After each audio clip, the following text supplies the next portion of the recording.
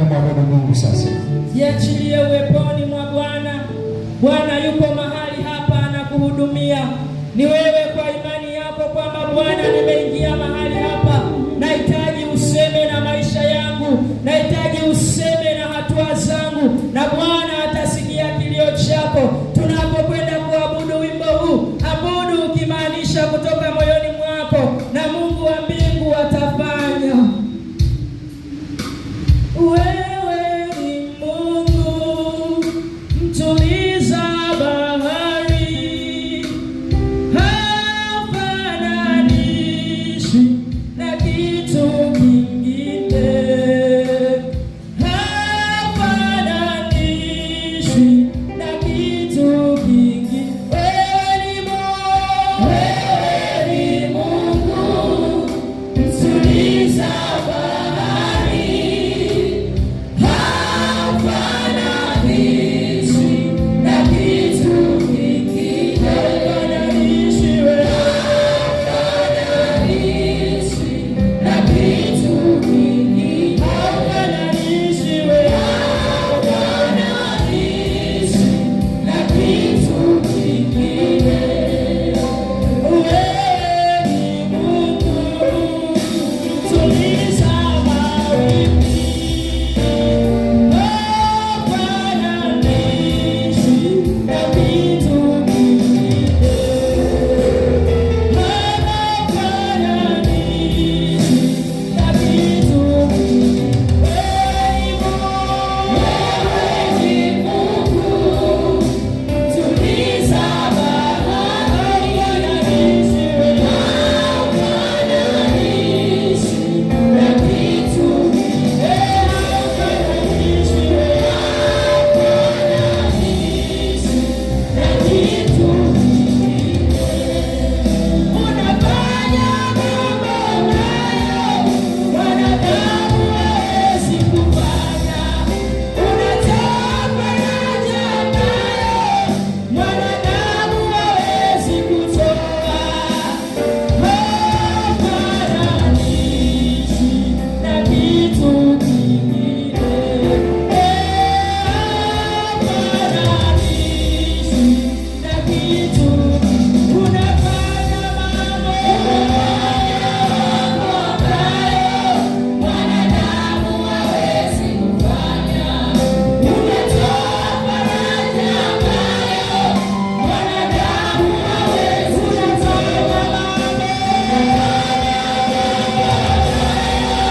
Mwanadamu hawezi kutoa faraja mwanadamu hawezi. Hafananishwi na kitu kingine, hafananishwi na kitu kingine.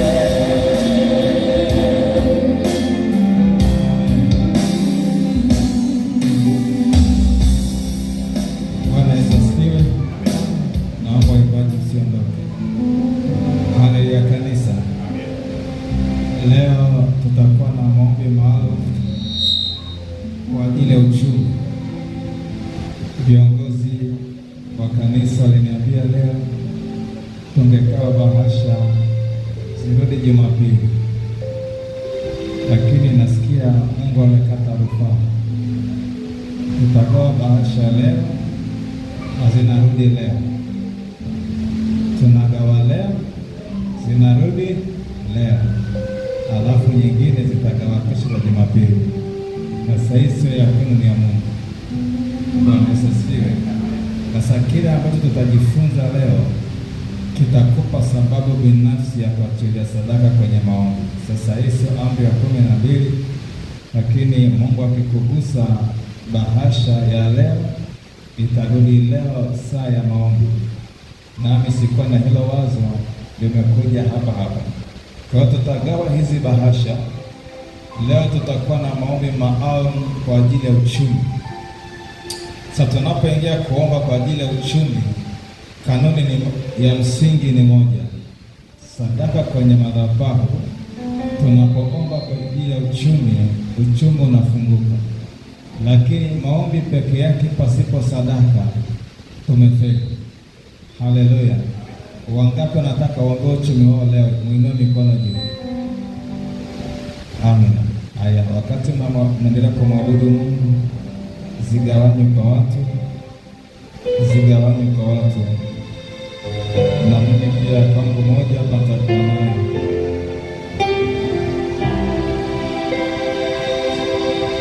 Wewe kijana, wewe ni kijana, gawanya pande huu, twende fast.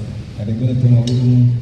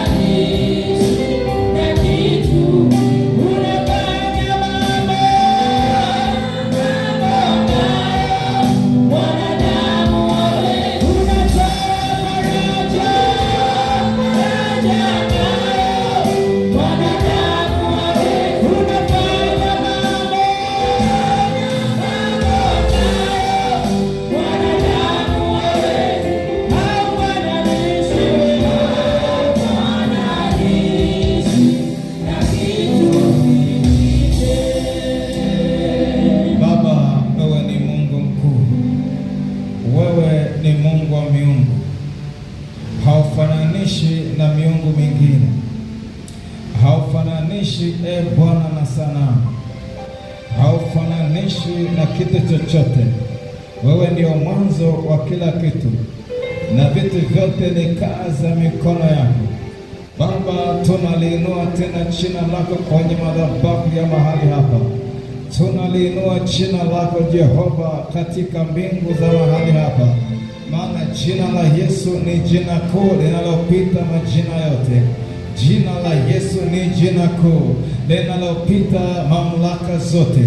Jina la Yesu ni jina kuu linalopita kila kitu, nasi tunaliadhimisha jina la Yesu siku ya leo. Mungu, litukuze jina la mwanao, nasi tutalitukuza sana. Tunakukabidhi Bwana muda huu, ni majira ambao Bwana imekupendeza kujidhihirisha tena katikati yetu, ikiwa ni siku ya tatu ya mafundisho haya. Baba, ulitukuze jina la mwanao, nasi tunalitukuza sana, na tunakupa utukufu na sifa na heshima kwenye kiti chako cha enzi, katika jina la Yesu, kwa damu ya Yesu, amen. Amen. Mnaweza kuketi, watumishi wa Bwana, kazi yenu ni njema. Bwana Yesu asifiwe. Tunamshukuru Mungu, ametupa neema ya kusimama mbele zake, na kwa neema ya Mungu tumekuwa hapa siku ya kwanza, siku ya pili, na kwa kweli Mungu ametukirimia. Bwana Yesu asifiwe. Na tumeangalia imani inayodhihirisha nguvu ya ufufuo. Imani inayodhihirisha nguvu ya ufufuo. Na Mungu ametusaidia, tumeweza kusogea kwa hatua kadhaa. Neno letu la msingi lipo kwenye kitabu cha Kolosai 2 na mstari ule wa 12 hadi mstari wa 14. Imani inayodhihirisha nguvu ya ufufuo. Kwenye kitabu kile cha Kolosai 2:12 Biblia inasema hivi: mkazikwa pamoja naye katika ubatizo, na katika huo mkafufuliwa pamoja naye kwa kuziamini nguvu za Mungu aliyemfufua katika wafu. na ninyi mlipokuwa mmekufa kwa sababu ya makosa yenu na kutokutahiriwa kwa mwili wenu, aliwafanya hai pamoja na akiisha kutusamehe makosa yote, akiisha kuifuta ile hati iliyoandikwa ya kutustaki kwa hukumu zake, iliyokuwa na uadui kwetu, akaiondoa isiwepo tena, akaigongomea msalabani. Bwana Yesu asifiwe. Haleluya kanisa. Ninawakaribisha mnaotufuatia Facebook live na mnaotufuatilia YouTube, kadhalika TikTok. Karibu, ni siku yetu ya 3 mafundisho haya. Kama ndio unaona kwa mara ya kwanza, basi kuna mafundisho yako chini hapo. Unaweza baada ya somo hilo kufuatilia iliyoko chini, utaona zaidi tulikotoka. Bwana Yesu asifiwe. Sasa tumeangalia nguvu ya ufufuo, na jana tumeangalia mazuio ya kufufuliwa, na tumeona tunaposema nguvu ya ufufuo katika maisha yetu, sisi tuko hai, lakini kuna vitu kwenye maisha yetu vimekufa. Sasa kazi ya Kristo ya kwanza kutufufua ni sisi kuokoka.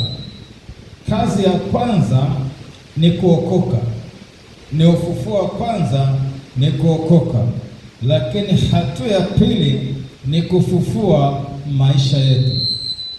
Bwana Yesu asifiwe. Hatua ya pili ni kufufua maisha, na tukaona ndani ya maisha kuna vitu vinatufanya tuwe tuna maisha. Nikaeleza afya, nikaeleza uchumi, nikaeleza mahusiano, kiwa ni ndoa, mahusiano ya kifamilia, kuna elimu, kuna kila kitu, kwamba ndani ya maisha unaweza ukawa hai, lakini maisha yako kwa kweli yamezikwa. Sasa ile nguvu ya ufufuo haifufui tu roho yako, inafufua na afya, inafufua na uchumi, inafufua ndoa, inafufua watoto, inafufua kila kitu ambacho kwa kweli kimepigwa. Bwana Yesu asifiwe. Na jana tumeona kwamba Kristo alitabiri kwamba atakufa, atafufuka siku ya 3, na makuhani wakasema, yule mjanja alisema kwamba atafufuka siku ya 3, akasema sasa pelekeni walinzi wakalinde kaburi salama, mkaweke na jiwe. Ilipofika saa kufufuka, aliposhuka malaika, kwanza walinzi kwa ile hofu ya malaika, Biblia inasema walikuwa kama wafu kwa hofu, lakini malaika kalivingisha lile jiwe, akafufuka. Lakini tukaona kwa Lazaro alikuwa na mazuio karibu 5.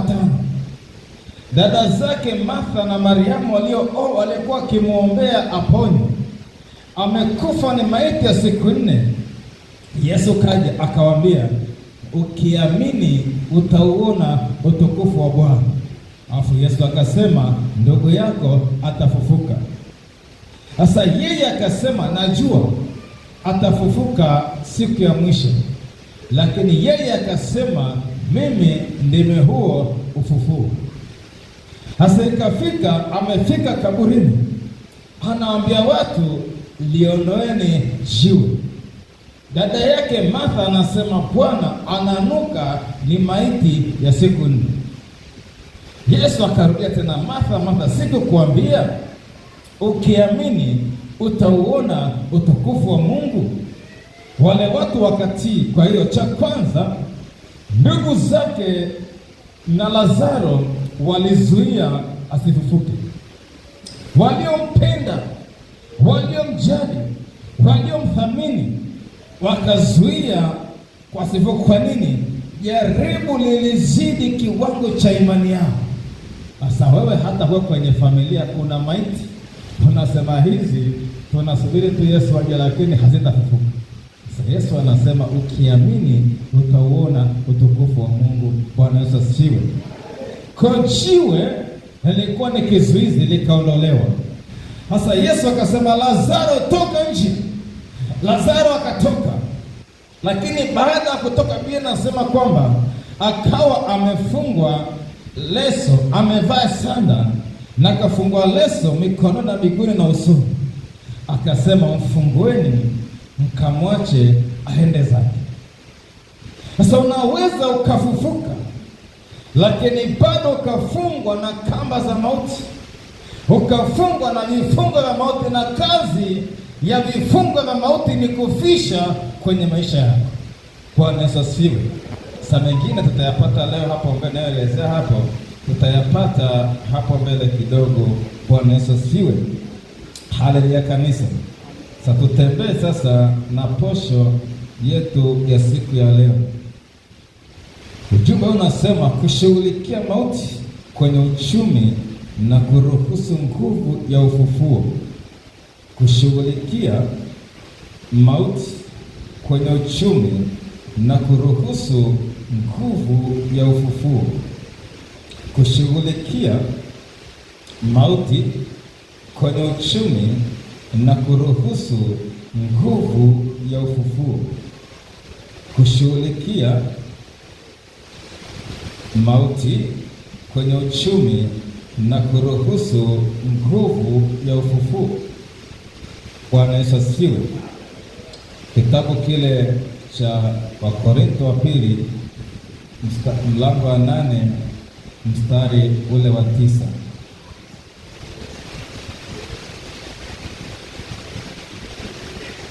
Wakorintho wa pili 8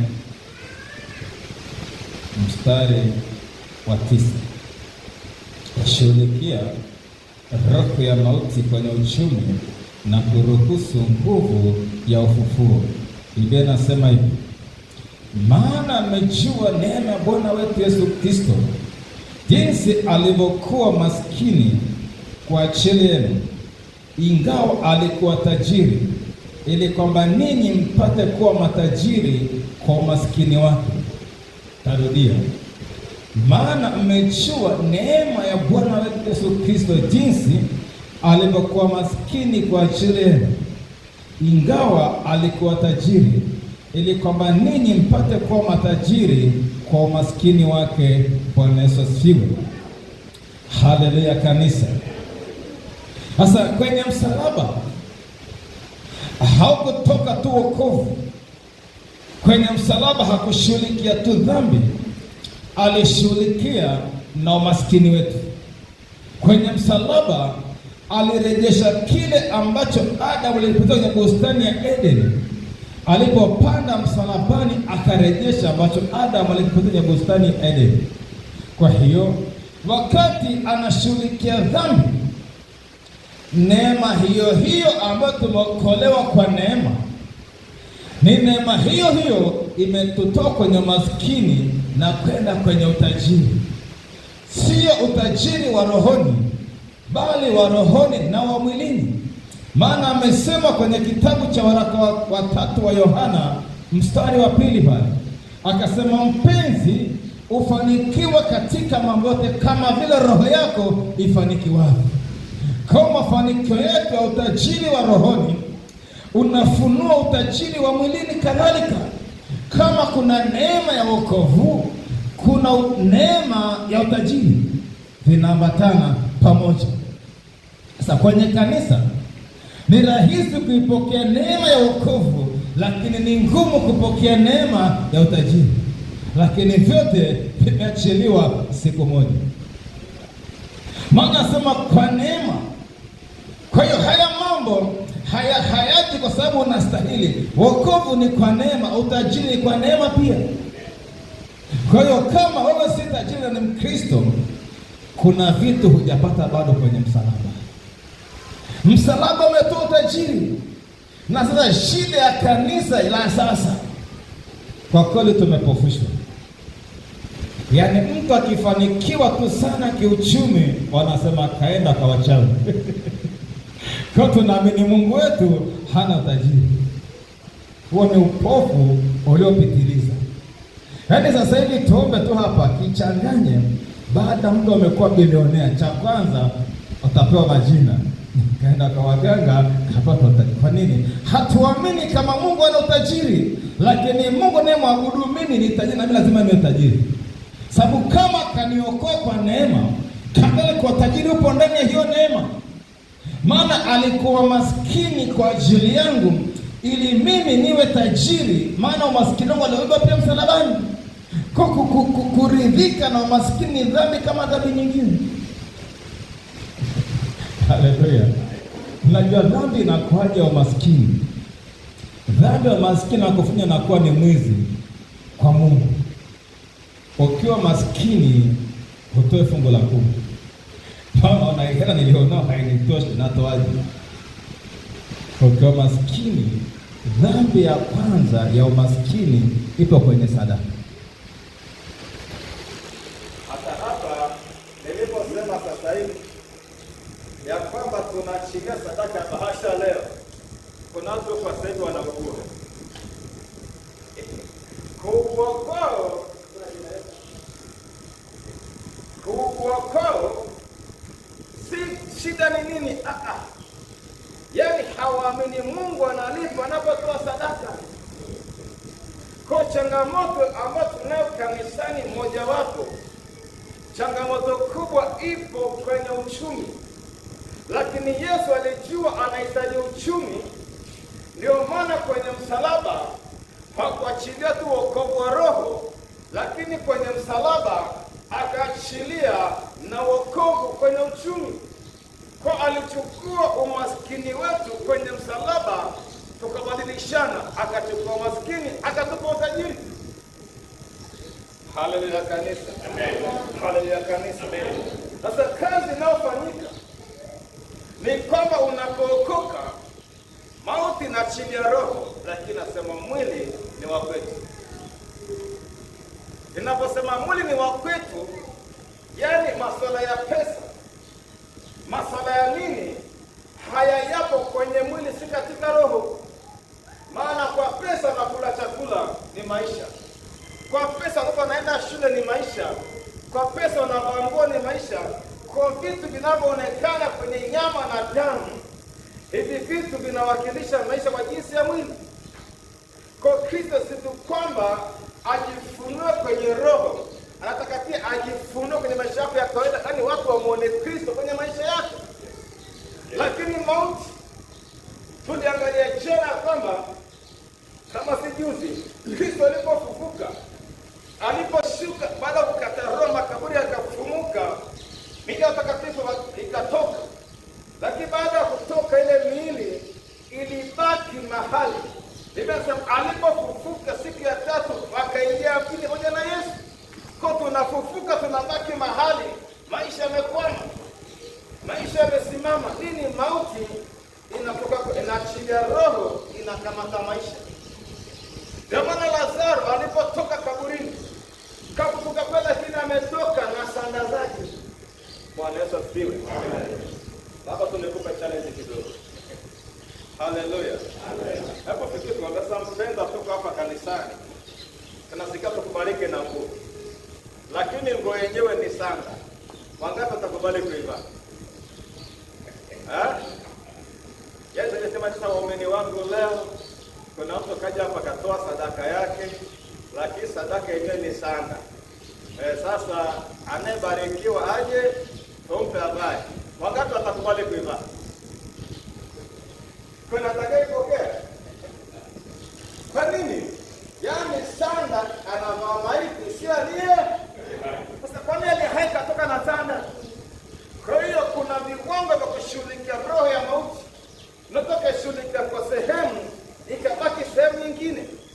Kwa tunataka tuangalie namna ambavyo roho ya mauti inavyoweza kuathiri maisha yako ya kiuchumi, namna inavyopita kwenye uchumi wako. Maana kama Kristo aliachilia uchumi kwenye msalaba, ni haki yetu ya msingi tuwe matajiri. Bwana Yesu asifiwe. Amen. Ninaposema matajiri ni tofauti na sisi tunavyoangaliana. Bwana Yesu asifiwe. Ninaposema tajiri, utajiri wa kwanza kabisa ni kuwa na utoshelevu wa maisha. Haleluya. Yaani unaposema nataka nile chakula, huu ni kujaza tumbo, kwa unakula kwa ajili ya afya. Sasa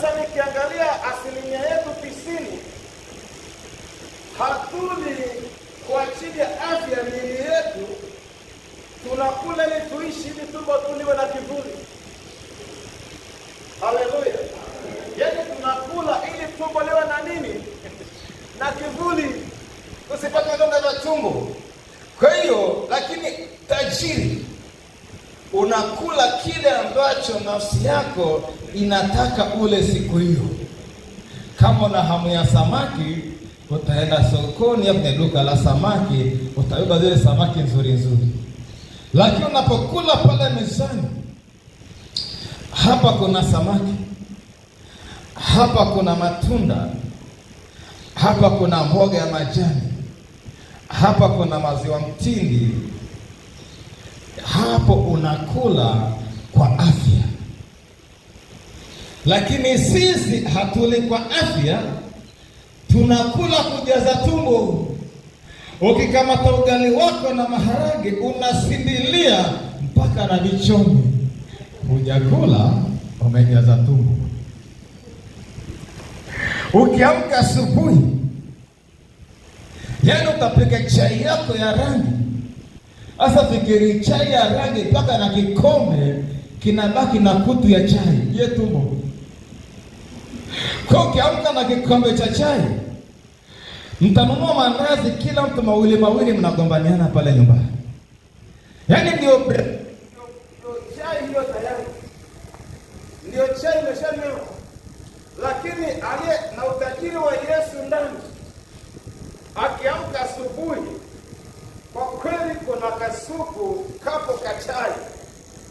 Kuna kuwa na kasupu, kale kasupu sio tu ka kawaida. Kule ndani kana karoti, kule ndani kana hoho, kule ndani kana na katangawizi fulani, kule ndani kuna na kanini ka kitunguu saumu. Yaani hujakunywa, unasikia kuna kitu kinatakiwa ni kile. Lakini pembeni kuna kachai kama maziwa, pembeni kuna ndizi mchemsho kama wale zilizotoka kwa kaskazini, kuna ndizi mchemsho pale, au kuna magimbi yamechemshwa. Lakini baada ya hapo kuna kinywaji cha baridi unashushia. Huyu amekunywa chai, huyu akanywa nini? Hata wangapi wanakunywa chai wengi sana? Haleluya, haleluya. Kama utajiri ni kula kile ambacho nafsi yako inafurahia ule. Huo ndio utajiri. Kwamba unakula kitu ambacho roho yako inafurahi kula. Lakini naposema utajiri nyumbani, angalau muwe na bima ya afya. Yaani kuna bima ya afya. Yaani kwa kweli umekosa kabisa, angalau ile ya mafungu ya 170 ngapi. Lakini kama Bwana amekupa nafasi, unakuwa na bima ya 1,000,000 na pointi zake. Sawa sawa. Hata ikitokea unapelekwa Muhimbili, unapokelewa. Kuna vipimo, unapokelewa. Lakini utachini watoto wako wasome shule ambayo unataka wasome. Lakini tunaishaga shule za kata, tunaishaga msingi wa kawaida. Kwa nini? Hatuna utajiri. Lakini Kristo alipopanda msalabani, alikufa ili watoto wako wasome medium school, international school, vyuo vya kimataifa. Akasome Uingereza, Oxford. Nasema ni kweli, wewe ni kichwa wala si mkia. Sasa kazi ya mauti inatufanya tunakuwa na maisha, lakini hatuna maisha ndani ya maisha. Naongeza falsafa kidogo. Kuna kuwa na maisha, lakini inawezekana usiwe na maisha ndani ya maisha. Haleluya. Haleluya. Sasa lengo la maombi yetu ni turudi msalabani. Zile haki zetu za msalaba zirejeshwe. Maana kama kuna neema ya utajiri, na kama Kristo alichukua maskini kwenye msalaba ili sisi tuweze kuwa matajiri, Mungu hasemage uongo, ndivyo ilivyo, ila tatizo tunafeli kanuni za kutoa msalabani ije kwenye maisha yetu. Bwana Yesu asifiwe. Kitabu kile cha Yoeli 2:25-27. Kitabu cha Yoeli 2:25-27.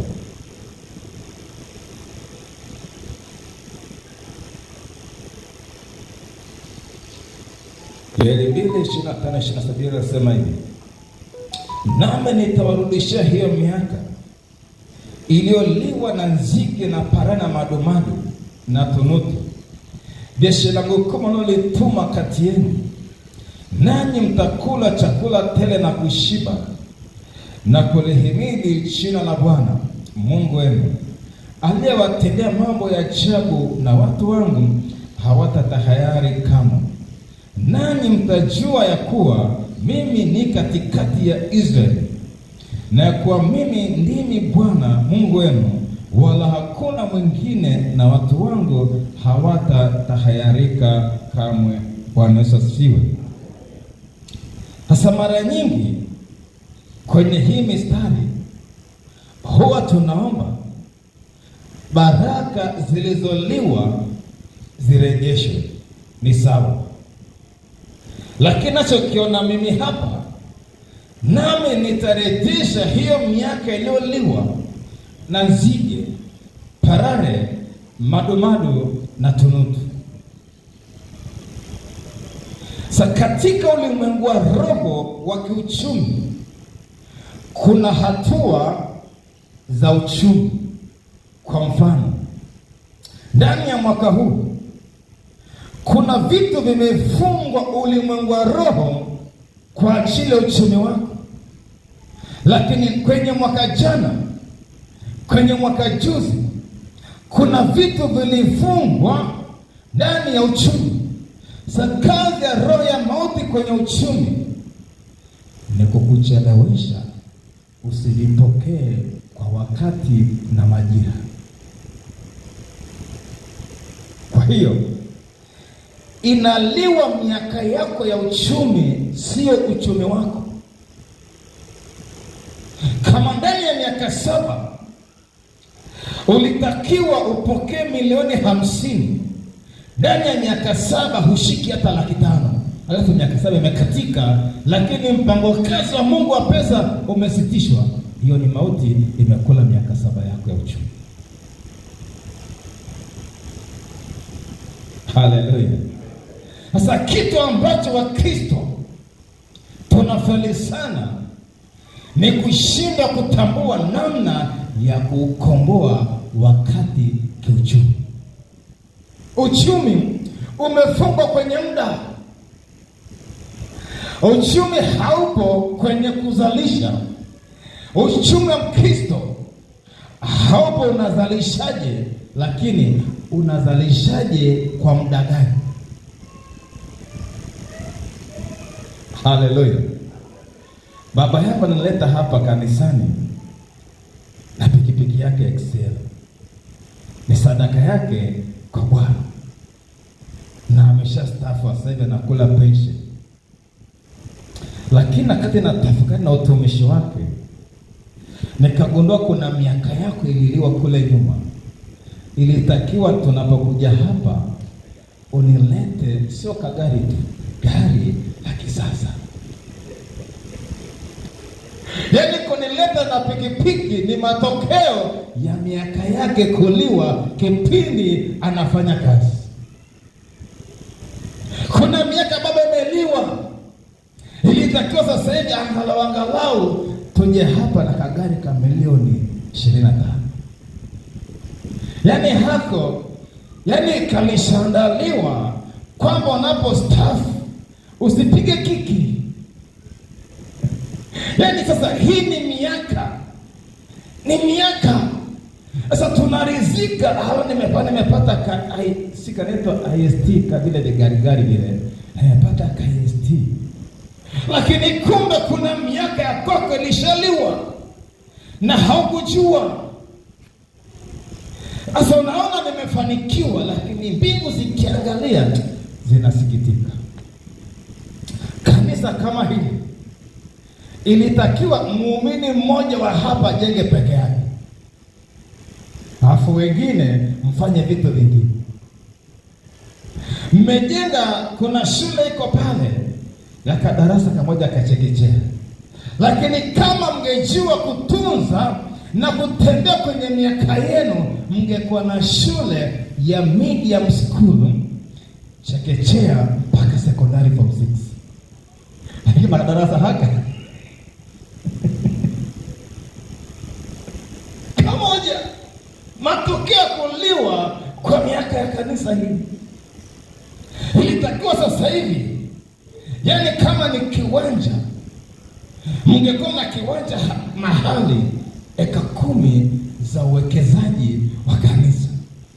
Mna kiwanja kikubwa kipo cha size ngapi?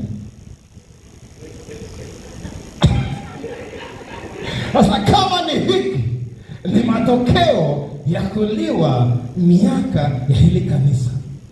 Lakini kama mngetembea kwenye miaka yenu ya kiuchumi ya kanisa, mngekuwa mnaeka 10 mahali ya uwekezaji.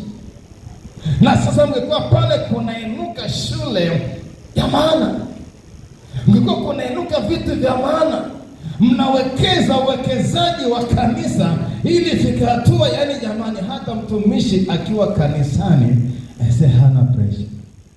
Unajua kuna kitambi cha kurizika cha neema, lakini kuna kitambo cha kitimoto. Baba, ni cha kitimoto au cha neema ya Kristo?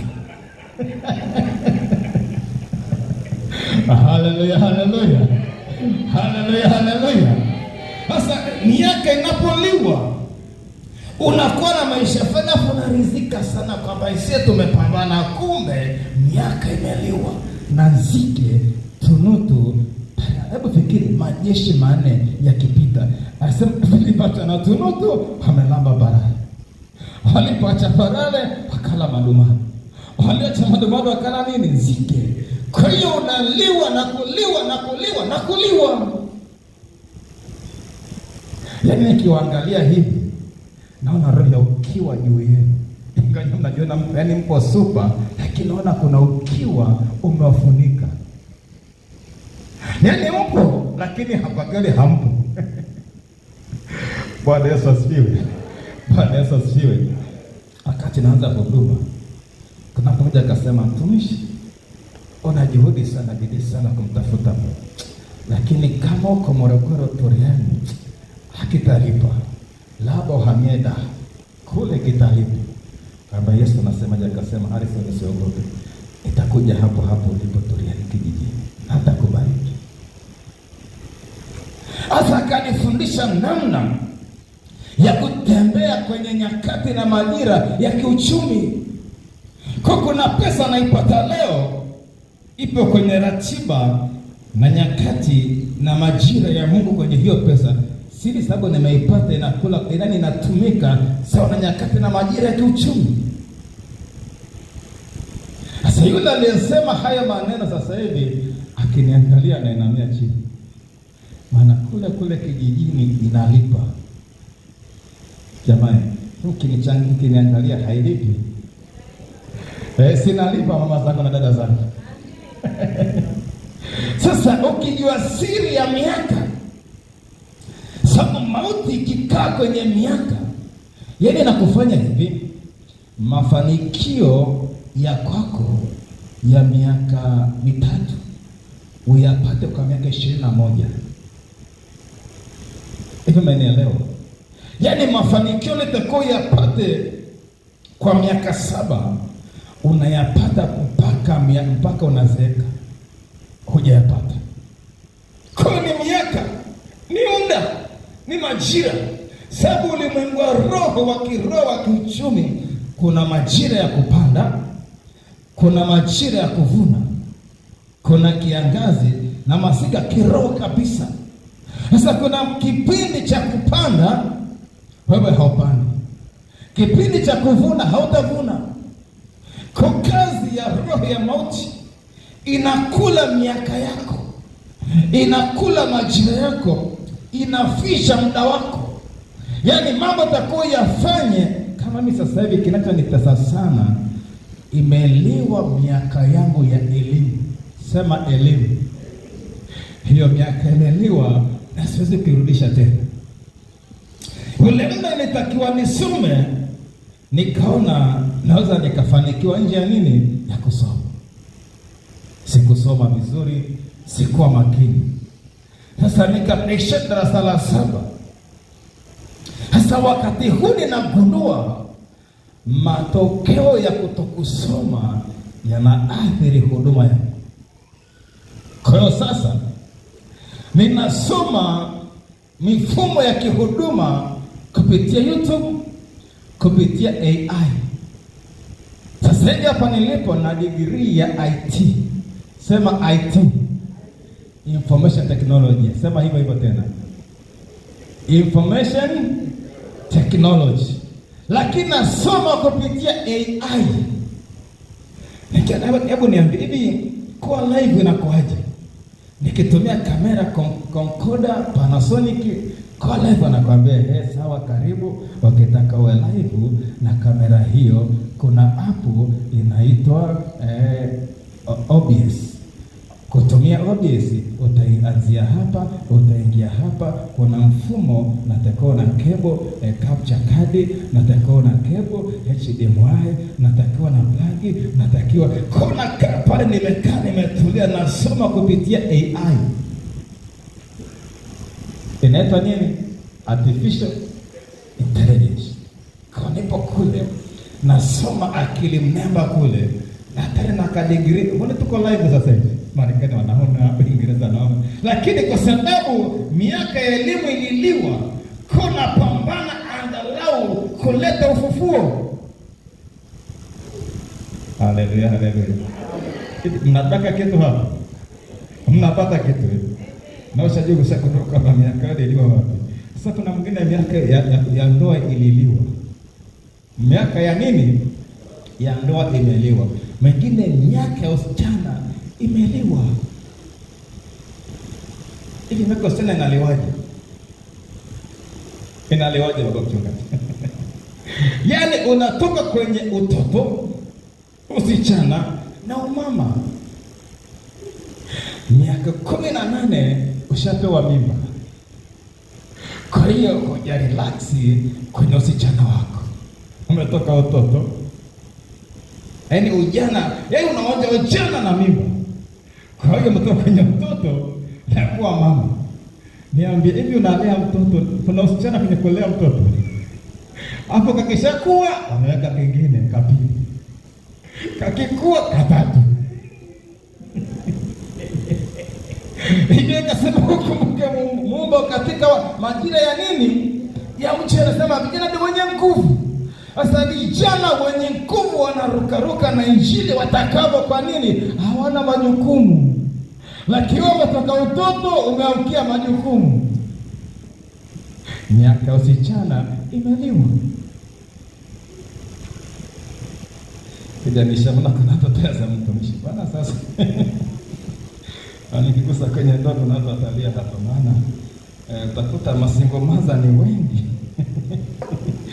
kuliko. Kwa nini? Miaka ile ya ndoa ineliwa, amebaki kuwa single maza. I say hapo kuna masingo hivi, kuna masingo dadi pia maana kuna wanaume nao walikuwa na ndoa wameachika, alafu sasa yuko mtaani ana watoto lakini hana ndoa. Hivi watu waite masingo nini? Masingo dadi au masingo father? Maana kuna wengine ana watoto 7 alafu hana ndoa. Hiyo ndio single daddy, single father. Sasa kuna masingo father, miaka ndio inaeliwa kwa kweli. Yaani yupo tu hana ndoa, kila watoto wapo. Miaka ndio yafanya nini? Imeliwa. Nafikiri hapo sasa umepata mambo. Haleluya. Haleluya, haleluya. Asema nami nitarejesha hiyo miaka. Anaposema nitarejesha, tafsiri yetu nyepesi ya somo ni kwamba hiyo miaka inarejeshwaje? Analeta ufufuo. Kama umeliwa miaka 20 yako, ufufuo unaifufua hiyo miaka, unaanza kuishi tena. Hii mnanielewa? Yaani ile miaka iliyoliwa na nzige kiuchumi. Sasa Mungu anarudi, anaanzia pale miaka ilipoliwa, alafu ile miaka unaanza kuishi, inafufuliwa, unaanza kuona mambo yanaendelea. Mnanielewa sawa sawa? Mimi sasa hivi nimesema na ka degree ka artificial. Ya vitu si vitu vingi vimekuwa ni artificial sana. Haleluya. Hata wadada wengi hapa ni artificial. Nashukuru kwa hawapaki makeup. Mara unaweza kumwona kanisani kasema wife material, subiri akanawe uso. Yaani akienda kinao uso mchungaji, yodokesha na mjika. Maana ana uso unachongwa na makeup. Anasema labda ni kahindi kaliko watu walipita mkonge sio kama kaburu, wakiacha mbegu huku ikabaki makeup tena pigwa mpaka kwenye shingo. Atokea sema yes, wife nini? Ngoja kanawe huo uso. Mtu anadai mahali. Haleluya, haleluya. Lakini kuna wengine wana mashepu, baba mchungaji, kuna wengine wana mashepu, lakini ya mafundi, afundi cherehani. Kuna mtu anaenda na kwa fundi cherehani, anashonewa tight, alafu imechora. Ukimwona kanisani mahizi kama yote, kumbe ni fundi cherehani kaweka material yake. Mpaka sema dukani hapo, yani kuna nguo za wadada za ndani za madukani, yani zimerekebishwa. Kwa kivaa kipita mbia sema yes, subiri akaibu. Artificial body. Haleluya, haleluya. Haleluya mama. Msiba artificial, wewe original. Usura mangu, yani wote hapa ni wazuri. Wote ni nini? Yani tuko tofauti na uzuri wetu. Usiba artificial. Sawa sawa, jipambe kwa kiasi, lakini tuwekee nini? Mapamba ya kutosha. Vijana wetu wanakuwa na maua bodi, kumbe kama kawa namba 1. Sasa sije amekujaje hapa. Ni masuala ya miaka kurejeshwa. Sasa tusiwe artificial ili miaka yetu irejee. Haleluya. Haleluya kanisa. Haleluya waombaji. Haleluya wanaochimwa wa kanisa. Tende kitabu kile cha Yohana 11:39-44. Kuna mambo hapa tutalitazama kwa mfumo wa kiuchumi. Yohana 11:39-44.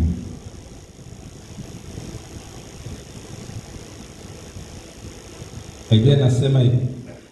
Yesu akasema, liondeni jiwe.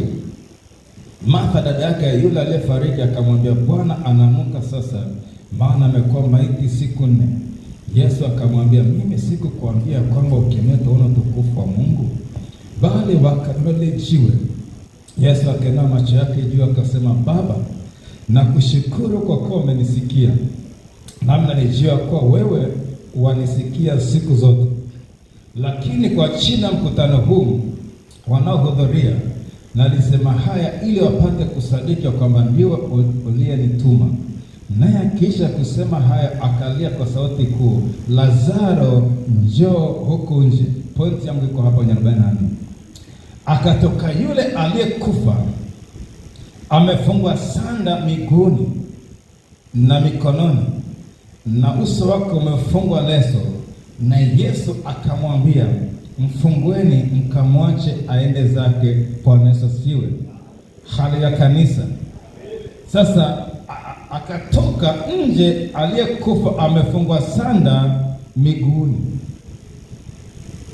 Sanda miguuni ndiyo chanzo cha kuliwa kwa miaka yako. Miguu inawakilisha hatua zako za kiuchumi. Hatua za kiuchumi zimefungwa kwenye miguu yako. Kwa kama miguu imefungwa na sanda, kwamba hautaona matokeo ya uchumi kwenye miaka yako. Kwa nini? Zile kamba, zile sanda za mauti zinafisha, unazalisha vinakufa, mavuno yanaliwa na mauti. Kwa nini? Hatua za kiroho za uchumi zimebebesha roho ya mauti. Kwa hiyo unaweza ukafanya kwa bidii sana, lakini hasara zinakuwa ni nyingi kuliko faida. Na ukipata faida, kuna vinavyokula. Kwa nini? Miguu imezuiliwa usipate hatua za kiuchumi. Miguu imezuiliwa. Kwa hiyo unapiga matime sehemu moja. Kwa nini? Sanda zimefunga miguu. Kwa hiyo ndio matokeo. Sasa zile sanda zilizofunga miguu, ndani yake kuna tunutu, parari na madumadu, inakula miaka yako. Haleluya, haleluya. Hebu jiulize, wewe ni mfanyakazi, unapata mshahara 700,000, mwingine 5, mwingine milioni, lakini inafika mwisho wa mwezi, mshahara wa mwezi jana ulishaisha siku nyingi sana. Alafu tukikwambia, tuambie hiyo pesa imeshaishaje, huna majibu. Alafu kuna mwenzako analipwa 150,000, watoto wanasoma sekondari, wanasoma msingi, anawatibia, na hiyo 150,000 ikifika mwisho wa mwezi haijaisha. Kiuliza kwako kuna nini? Kuna nini? Kuna mwenye 150,000 anajenga na nyumba nzuri ya kisasa, ana 150,000, lakini anajenga, una 700,000 ili ujenge mpaka ukachukua mkopo wa benki. Lakini mwenzako ana 150,000 kibarua, anajenga nyumba nzuri. Maana 150,000 kija kipindi cha kulima, anachukua sehemu ya mshahara, analima eka zake 3, alafu anakula, anaishi mwezi mzima. Hapo nyumbani akipanda tu majani vya maboga vinastawi, akiweka kuku zinastawi. Ona kwa babangu pale wamepiga chanjo na kiasi, sasa tunashanga macho tena. Kuna miaka inaliwa, unapiga chanjo ya ndui, wanapata ndui, wanakufa. Shida sio ndui, miaka inaliwa, miaka inaliwa. Haleluya, haleluya, haleluya, haleluya, haleluya. Kanisa, miaka yako imeliwa kiwango gani? Kwa kazi ya sanda kwenye miguu inasimamisha uchumi wako. Hata kama unapata hela nyingi, uchumi unasimama, uchumi hausogei. Unaona matokeo madogo katika ufanisi mkubwa, matokeo madogo. Kwa hiyo mambo litakuwa yafanye miaka 2, unafanya miaka 20. Bwana Yesu asifiwe. Unaona mtu amefanya kazi, amestaafu, hana nyumba, ile hela kustafia ndio anajenga nyumba. Shida si kwamba alikuwa alishinda kutunza fedha. Shida miguu imefungwa na sana. Baba mchungaji, hiyo miguu ikifunguka, kutatokea tu kambale moja hapa kanisani nje, kama nimeguswa, utapewa funguo ya nyumba yani ya kisasa. Yani nyumba ya kisasa, nyumba ina vyumba 4 ndani na kila chumba kina choo ndani. Kila chumba ni self. Bati za kisasa, mpao wa kisio. Kuna nyumba za kuweka ubavu ili usinyeshewe. Halafu kuna nyumba zenye maisha ndani. Baba ile walio kujengea pale ili usinyeshewe kwa kweli. Yaani umepewa kivuli, usifanye nini? usinyeshewe. Lakini hii nayo pana itakuwa ndio nyumba sasa. Wewe una nyumba ili usinyeshewe au una maisha kwenye nyumba? Yaani hata ukipata haja usiku wa manane unatembea si mita ngapi? Chongipo kule. Sasa kama umepata tumbo la ghafla, utaharibu mazingira hapo njiani. Lakini mwenye nyumba anatoka chumbani, anafungua mlango, anaingia maliwatoni, anafungua mlango, anaingia ndani. Hivi nyie mna nyumba au mna kivuli?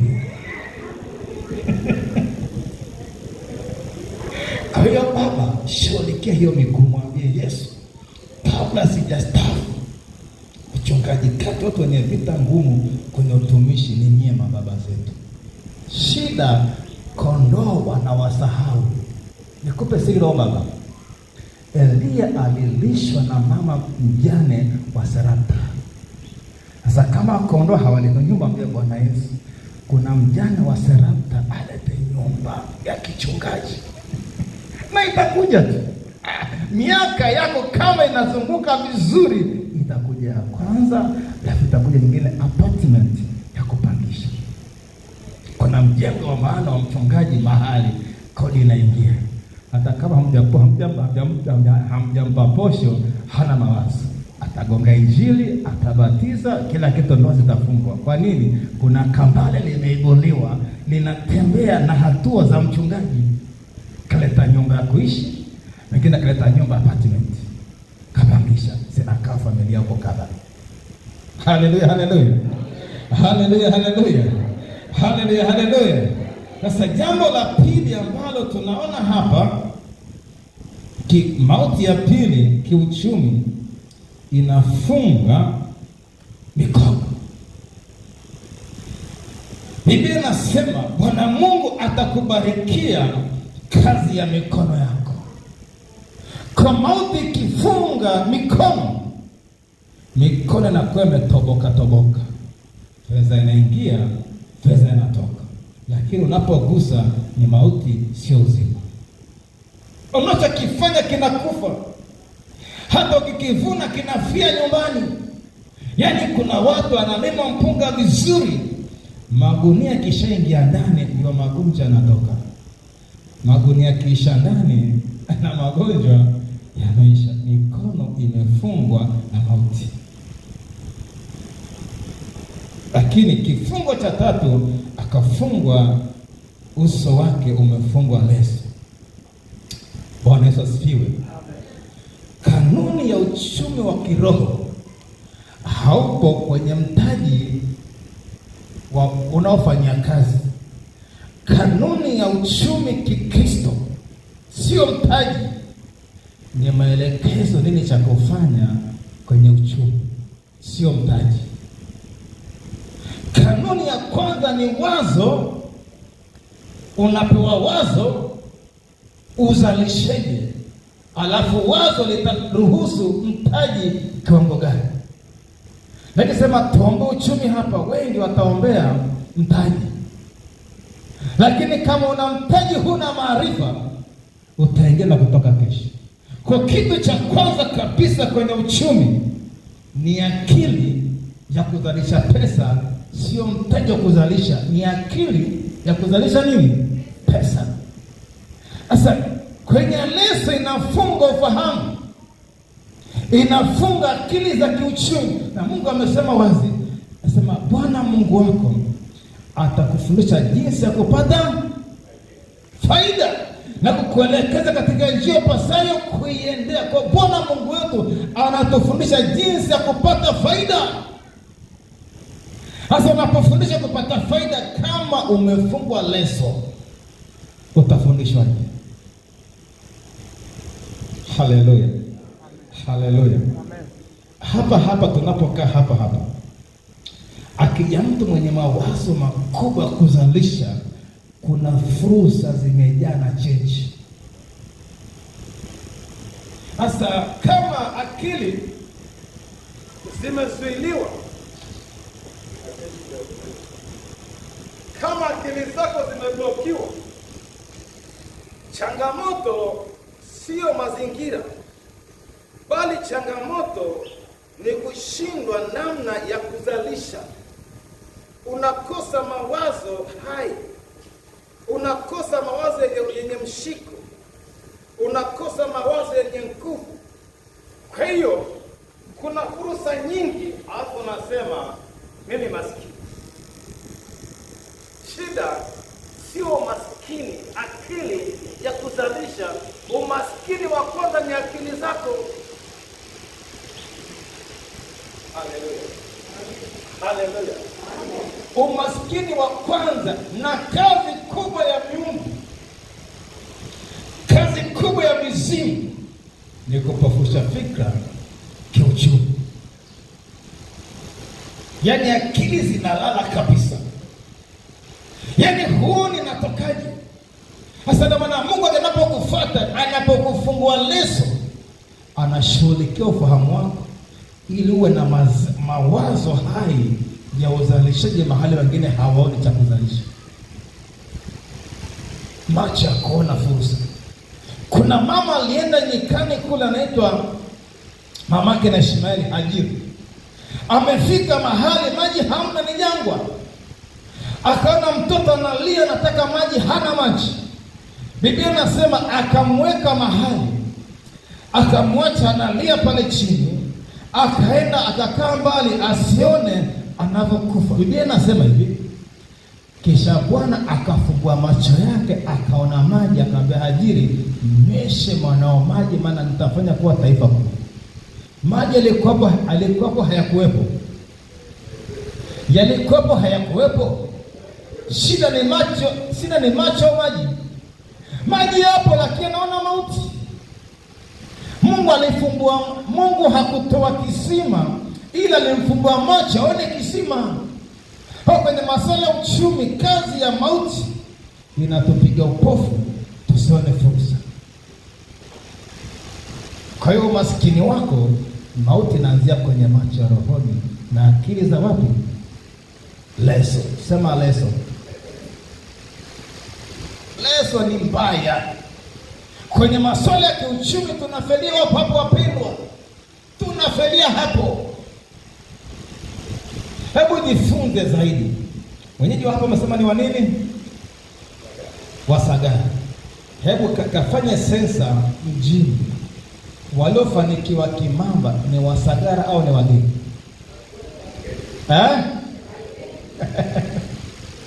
Sasa kwa nini wageni wafanikiwe, wenyeji wasifanikiwe?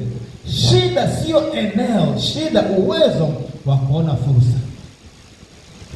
Mgeni anapokuja ametoka kuja kutafuta.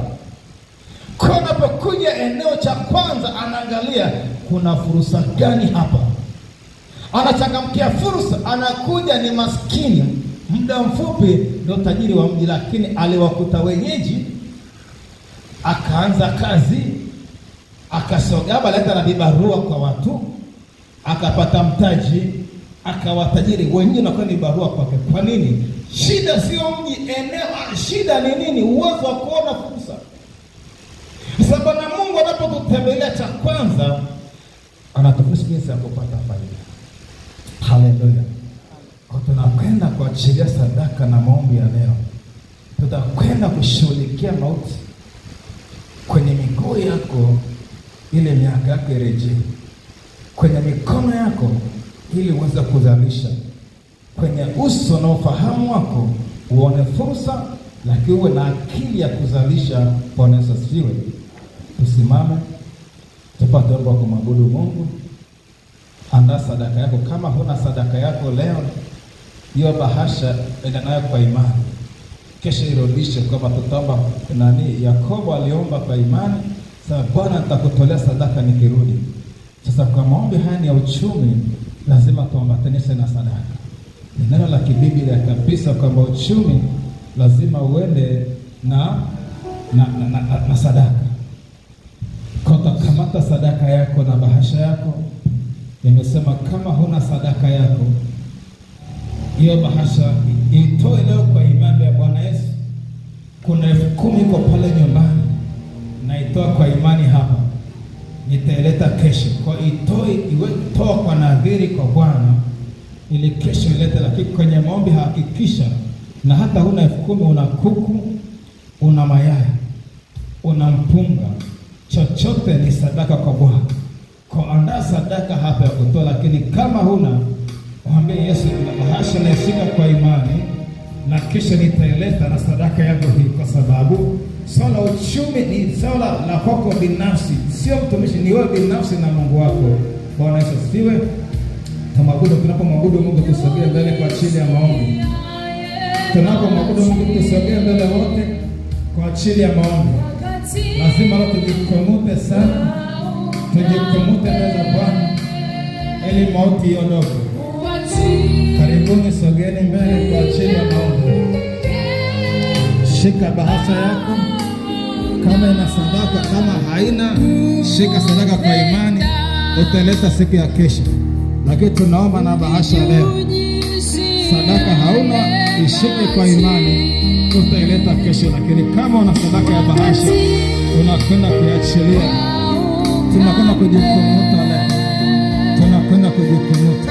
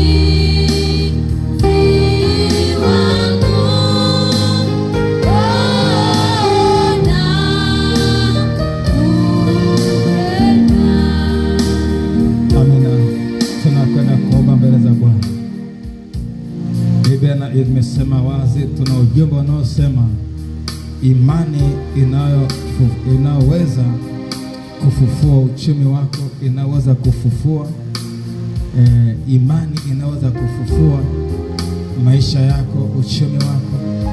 Sasa tumeona kama pana namna ambavyo hatima yako inaweza kupigwa na roho ya mauti, ukaishi nje ya nyakati na majira yako. Hebu na bahasha mbele za Bwana. Sema, Mungu uliye hai, ewe ni Mungu mwaminifu, ewe ni Mungu usiyeshindwa, imekupendeza kutujilia katika majira haya. Ni kweli tuliona tunaishi, lakini kumbe roho ya mauti imeshika maisha yetu, na moja kitu kimeshikwa ni uchumi wetu. Uchumi wetu umekamatwa. Ulipopanda msalabani, moja kazi ya msalaba ni neema yako ya utajiri, na umesema wazi unatupa nguvu ya kupata utajiri ili kulifanya agano kuwa imara. Mungu uliye hai, utajiri ni kwa neema yako. Nami ninarudi kwenye msalaba wako nikiomba toba juu ya sababu ya mimi kutokupata utajiri. Yumkini nimekuibia dhaka na dhabihu, yumkini natembea kwenye laana, maana nimeshindwa kuyafuata maagizo yako na maelekezo yako. Leo ninarudi kwenye madhabahu yako, na damu ya Yesu iliyomwagika pale msalabani, ile damu kwenye mikono yake iliyopigilia msalabani, ile damu ikashughulikie sanda kwenye mikono yangu. Mikono yangu ina mauti. Kuna kiwango cha uzalishaji sijakipata ni kwa sababu kuna vinavyofisha kazi za mikono yangu.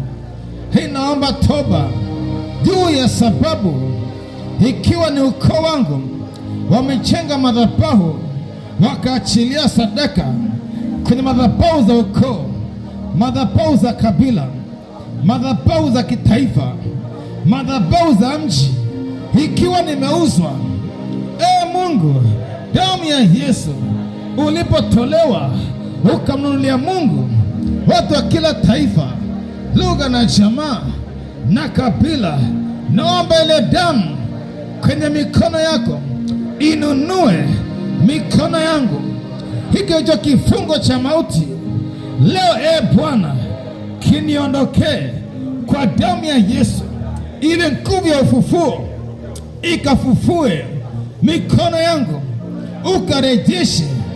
ukarejeshe kila kitu ambacho kimeliwa kwenye kazi ya mikono yangu. Nguvu ya ufufuo iliyopasua makaburi, nguvu ya ufufuo iliyofufua watu, nasi katika hiyo tumefufuliwa pamoja na Kristo.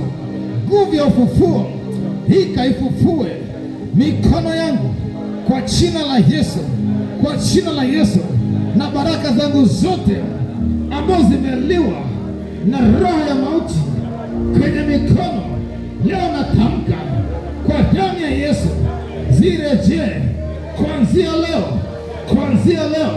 kwa jina la Yesu. Mungu uliye hai, ninaomba toba kwa ajili ya mauti kwenye miguu yangu. Kuna miaka yangu imeliwa na nzige, tunutu, parare na madumadu. Hiyo miaka yangu imeliwa. Mungu, ninaomba toba mimi kuwa sababu ya hiyo miaka kuliwa na nzige, tunutu, parare na madumadu. Kuna miaka yangu, kuna hatua za kiuchumi zimeliwa, ili nipasa majira haya niwe mbali kiuchumi, niwe tajiri, niwe na utoshelevu katika mambo ambayo ni mapenzi yako, nipokee. Lakini hiyo mauti imesimamisha miaka yangu, imeliwa na nzige, tunutu, parare na madumadu. Mungu, ile damu yako iliyotoka kwenye miguu yako kwa kupigwa na misumari, hiyo damu ikomboe miguu yangu, hiyo damu ifungue hiyo mauti iliyofunga hatua zangu za kiuchumi. Na achilia damu ya Yesu hatua zangu za kiuchumi, za kiroho, ninazifungua kwa damu ya Yesu, ninazifungua kwa damu ya Yesu. Nami leo, Bwana Yesu, ile nguvu ya ufufuo ikafufue miguu yangu, nguvu ya ufufuo ikafufue miguu yangu kwa jina la Yesu. Na miaka yangu ya kiuchumi iliyopigwa na mauti, leo naidai kwa damu ya Yesu. Mungu uliye hai, ninasimama mbele zako kwa damu ya Yesu, nikiomba toba ya roho ya mauti iliyofunika uso wangu na kichwa changu. Hiyo mauti imepiga upofu, nishinde kuona fursa kwenye uchumi. Mahali nilipo linazungukwa na fursa nyingi, mahali nilipo limezungukwa na fursa nyingi kwa jina la Yesu, kwa damu ya Yesu.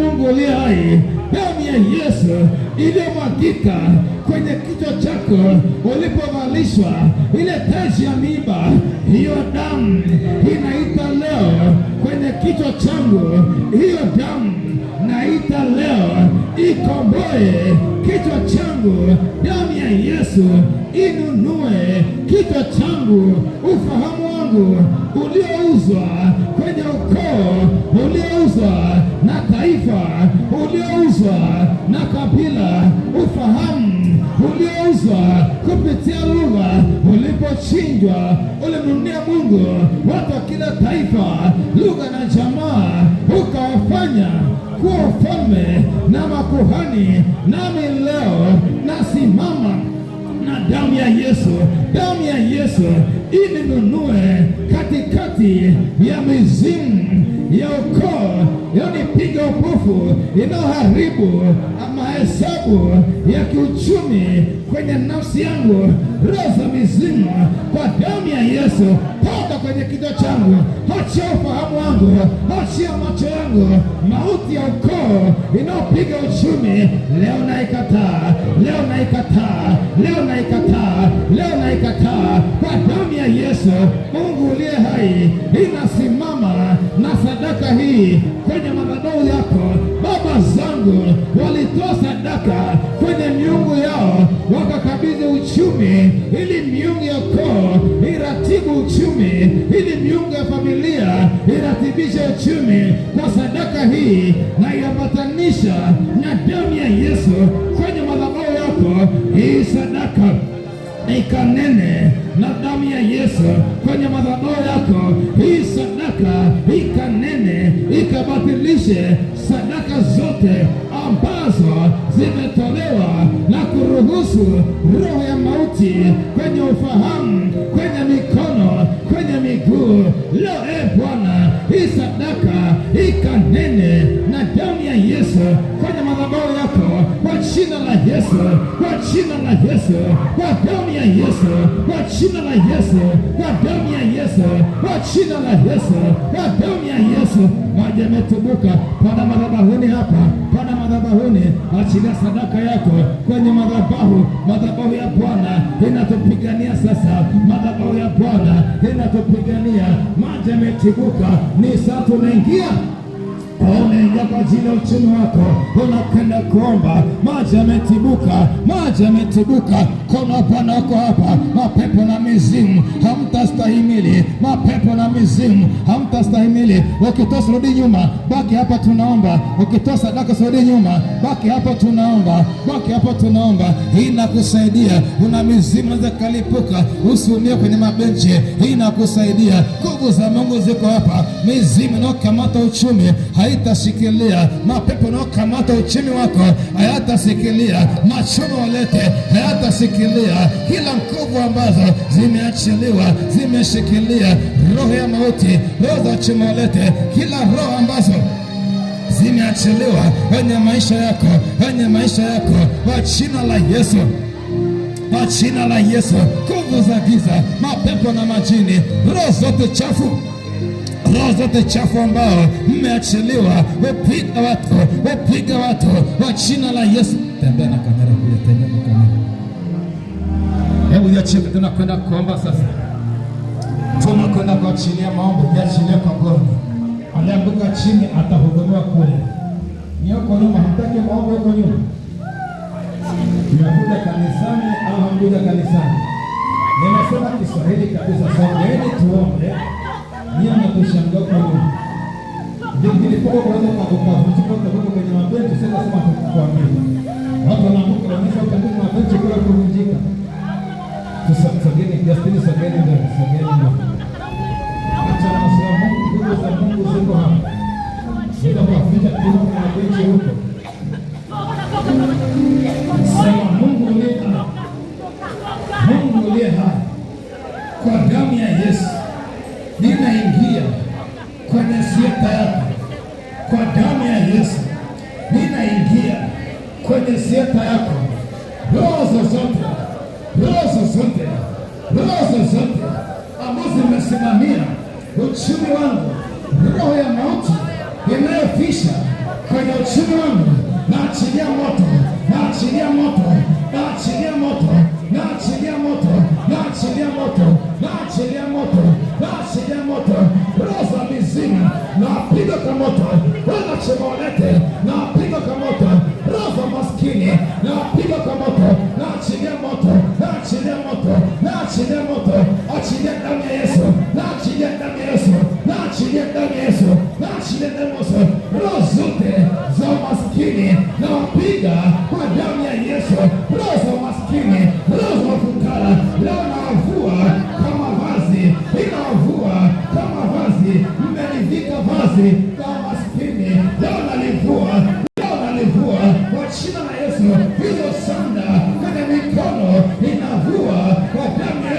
hizo sanda kwenye kichwa inavua kwa damu Yesu, hizo sanda kwenye miguu nazivua kwa damu Yesu. Endelea kuomba, achilia damu Yesu, achilia msini mikono yako, achilia msini kichwa chako, peleka damu msini miguu yako, achilia maombi, peleka damu Yesu kwenye miguu yako, peleka damu Yesu kwenye hatua zako za kiroho. Umesikia somo vizuri, umesikia somo vizuri. Hii ni saa ya kuomba, peleka damu Yesu kwenye miguu yako, peleka damu Yesu kwenye mikono yako. Hizo sanda zinakuachilia, hizo leso zinakuachilia, uchumi wako unazaliwa. Ufufuo, roho ya ufufuo inaingia kazini ili kufufua vilivyokufa kwa jina la Yesu, kwa jina la Yesu. Roho ya mauti unayefisha kwenye mikono yao na kukemea kwa jina la Yesu. Mapepo ya mauti unayefisha kwenye mikono yao inakukemea kwa jina la Yesu, inakukemea kwa damu ya Yesu, inakukemea kwa jina la Yesu. Kemea, kemea, kemea. Nguvu za Mungu ziko hapa, kemea mwenyewe. Unajua maskini wako, unajua mateso yako. Mungu amejifunua, Mungu amejifunua. Usisubiri kuombewa. Unapofuatilia Facebook, anza kukemea. Unapofuatilia YouTube, anza kukemea. Kemea mapepo kwenye mikono yako, kemea roho ya mauti kwenye mikono yako, roho ya mauti ambayo imeachiliwa kwenye mikono yako kwa jina la Yesu. Naachilia damu Yesu, naachilia damu Yesu ifungue mikono yako, naachilia damu Yesu ifungue ufahamu wako. Mauti kwenye ufahamu na ikemea, ikuachie kwa jina Yesu. Mauti kwenye miguu inaopiga hatua zako, inaopiga hatua zako na ikemea, ikuachie kwa jina Yesu. Endelea kuomba, endelea kuomba kwa jina la Yesu, endelea kuomba. Hata mtu mmoja ambaye hana hasira, umaskini hutaki, ule binti mleteni asiende huko, ambia mlete binti, wamlete asipeleke mbali na uwepo wa Bwana. Madhabahu iko hapa.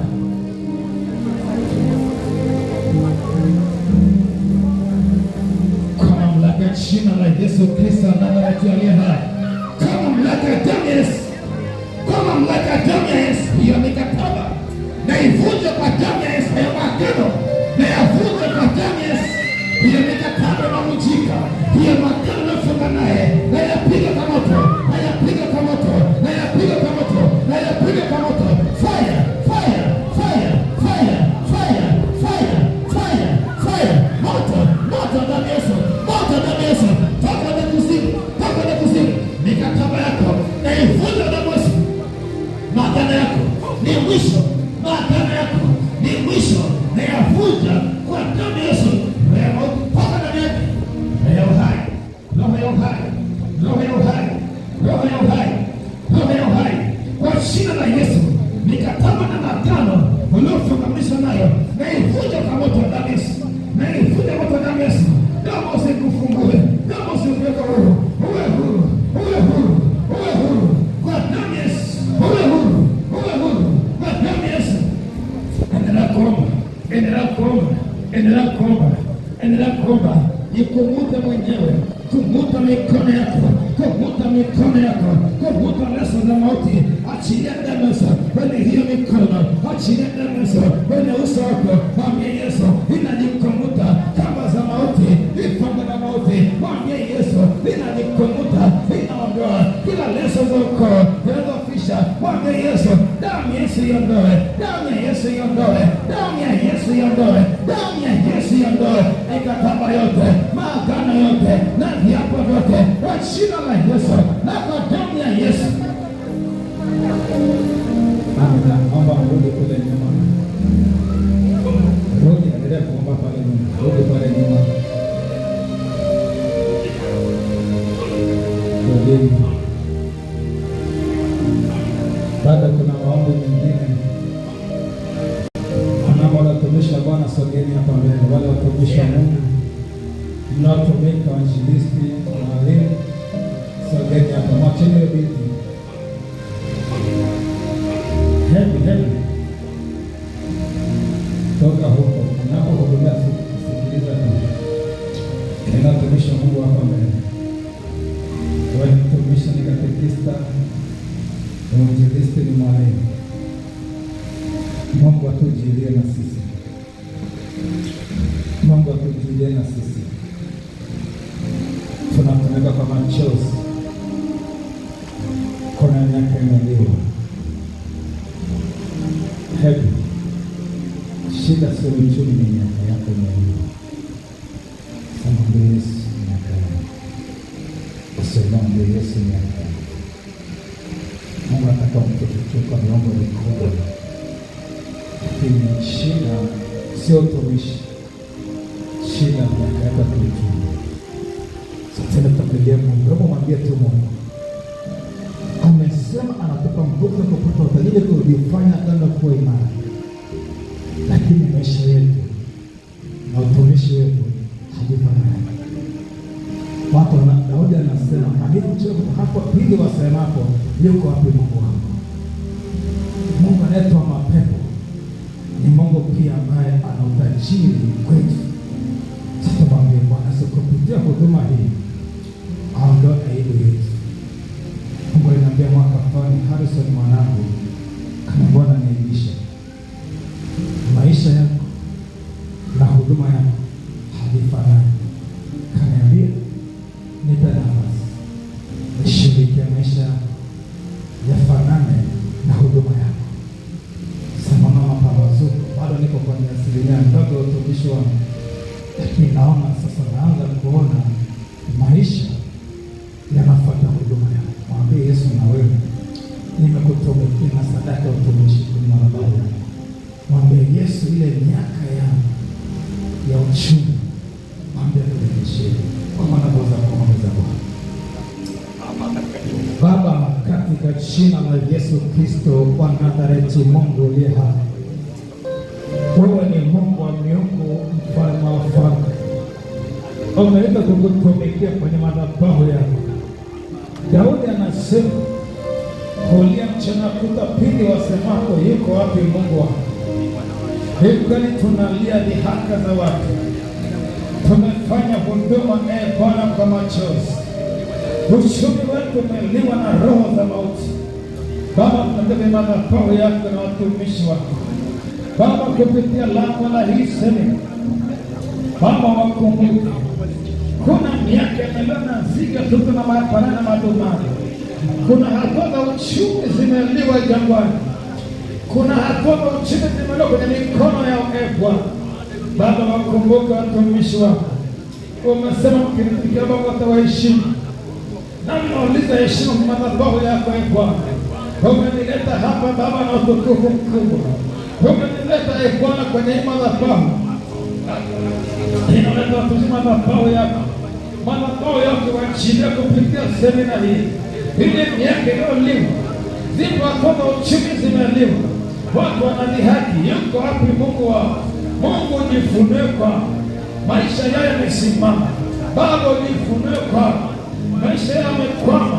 Baba, jifunue kwa Baba, ulisema kutumikia, utatuheshimu Bwana. Nauliza heshima yako ile roho kiwa iliyoko juu yao, Mungu kaiondoe kwa jina la Yesu aliye hai. Roho kiwa kwenye uchumi, roho kiwa kwenye uchumi, Mungu kaiondoe, Mungu kaiondoe kwa damu ya Yesu. Mungu kaiondoe kwa jina la Yesu. Roho kiwa ambayo imekamata huduma kwenye eneo la uchumi, Mungu umesema sitawacha yatima. Tazama naja kwao, tazama naja kwenu.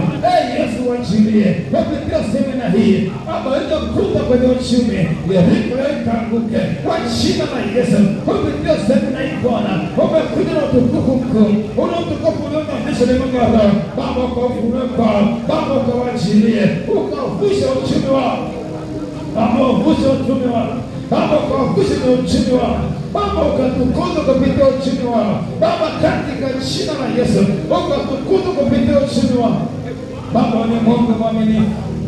Ulimchilia Yusufu kwenye dhiki ukamtajirisha, ulimpa heshima kupitia uchumi, alikwisha wengi kupitia uchumi. Baba, wasiombee watu tu, lakini majibu ya uchumi mahali, kawe na majibu ya uchumi mahali, katika jina la Yesu Kristo wa Nazareti aliye hai. Asante Roho Mtakatifu, asante Mungu uliye hai, katika jina la Yesu, kwa damu ya Yesu.